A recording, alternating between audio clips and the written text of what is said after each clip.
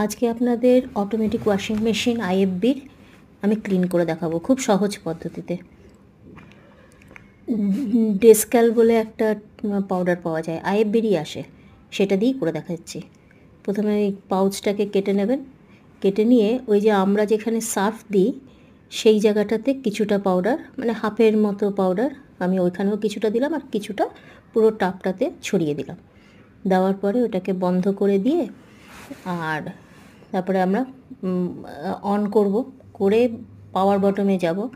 পাওয়ার বটমটাকে টিপলাম, টিপে একটা প্রোগ্রাম থাকে, প্রোগ্রাম বলে একটা লেখা থাকে, সেই প্রোগ্রামে এসে টাইমটাকে সেট করতে হয়। টাইমটা সেট করা মানে হচ্ছে যত যার যেটাতে বেশি টাইম, যেটা সবথেকে বেশি টাইম ধরে চলে সেই টাইমটাই সেট করবেন। যেমন আমারটাতে লেখা আছে হেভি বলে একটা অপশান আছে, আমি হেভিতে দিয়ে দিলাম।